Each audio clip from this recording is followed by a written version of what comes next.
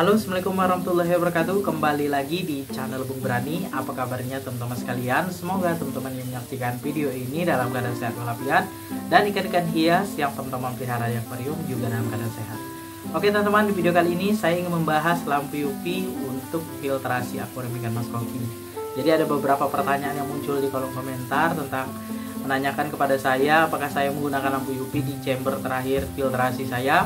Kemudian apakah penting menggunakan lampu UV di filtrasi akuarium ikan mas koki? Jadi di sini saya akan jawab berdasarkan pengamatan dan pengalaman saya memelihara ikan mas koki di akuarium. Jadi teman-teman, lampu UV ini merupakan filtrasi, kalau menurut saya penting juga ya teman-teman ya, untuk membunuh bakteri yang dapat menyebabkan ikan kita sakit ya teman-teman ya. Jadi bakteri yang jahat bisa dibunuh dengan cahaya lampu UV ini. Nah biasanya lampu UV ini diletakkan di chamber terakhir ataupun chamber pertama ketika air masuk ke filtrasi kita. Biasanya seperti itu teman-teman, di chamber terakhir atau di chamber utama. Jadi penggunaan lampu UV ini sesuai dengan kebutuhan teman-teman ya.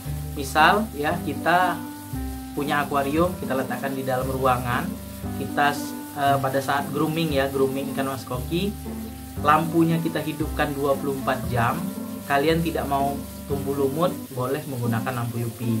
Dan lampu UV-nya juga disesuaikan dengan kebutuhan akuariumnya. Tidak serta-merta misalnya kita menggunakan yang 5 watt atau 10 watt. Tapi berdasarkan kebutuhan dari akuarium kita. Biasanya ya, yang saya amati dari teman saya yang pakai lampu UV, ukuran akuarium 1 meter dia menggunakan lampu UV yang 13 wattan teman-teman. Nah semakin besar akuarium, semakin besar chamber, misalnya kita menggunakan filter, tentu lampu UV ini juga lebih besar ya wattnya, watt listriknya maksudnya. Kemudian kalau misalnya kita pelihara ikan mas koki di luar ruangan ya, kita terkena sinar matahari akuarium kita tidak mau lumutnya terlalu banyak, bisa menggunakan lampu UV. Nah, kalau saya pribadi kenapa tidak menggunakan lampu UV di akuarium ikan mas koki saya yang 150 cm ini dan 1 meter?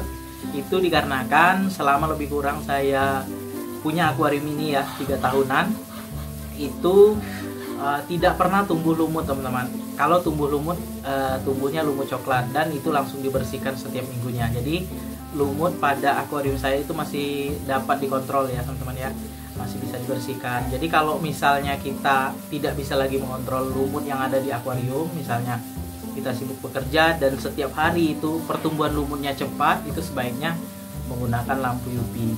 Nah kalau misalnya teman-teman pelihara ikan mas koki di dalam ruangan, supaya lumutnya tidak cepat tumbuh ya, penggunaan lampu akuariumnya itu sebentar-sebentar saja teman-teman ya.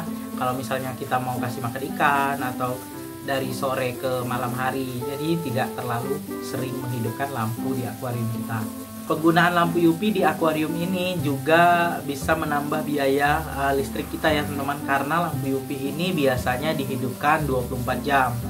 Nah ada juga yang berpendapat menghidupkan lampu UV ini sama seperti menghidupkan lampu akuarium. Misalnya dari sore sampai jam 10 malam misalnya dihidupkan juga lampu UV-nya sama lampu akuariumnya. Kalau seperti itu juga nggak masalah teman-teman ya. Tapi yang lebih efektif itu menurut saya dihidupkan 24 jam.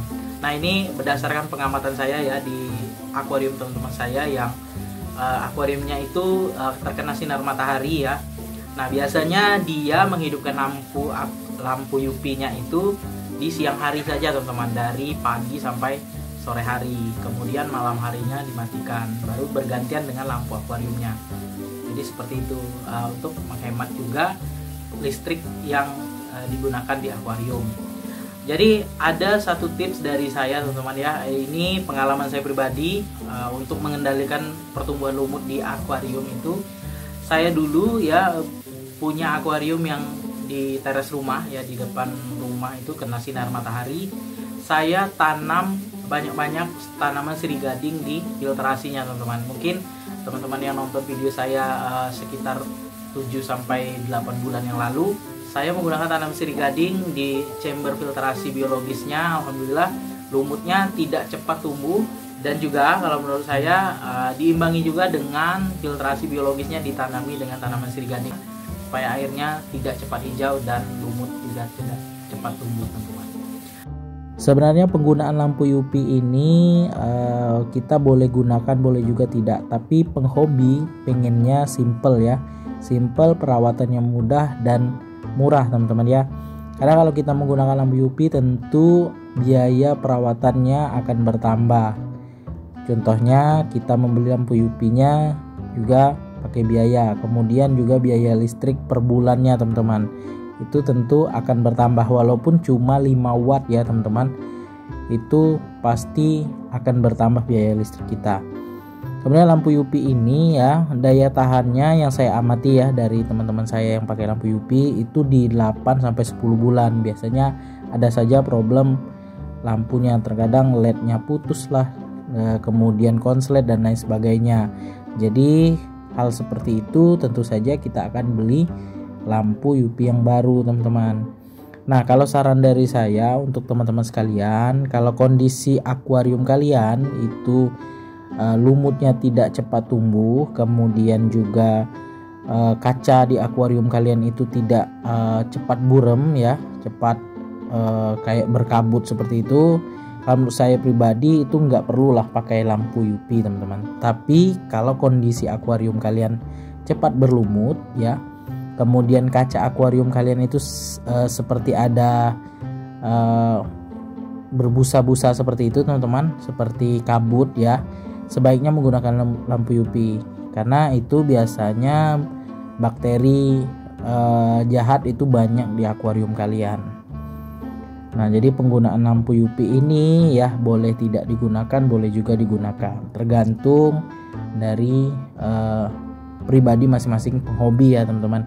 Ada yang mungkin di akuariumnya tidak bermasalah ya, tidak tumbuh lumutnya cepat, kemudian airnya selalu jernih ya, tidak cepat berkabut, mau pakai lampu UV juga nggak masalah, karena dengan kita menggunakan lampu UV tentu pertahanan dan juga proses penjernihan air akuarium kita dari bakteri-bakteri yang merugikan itu lebih baik ya ketimbang kita hanya menggunakan filter biologis.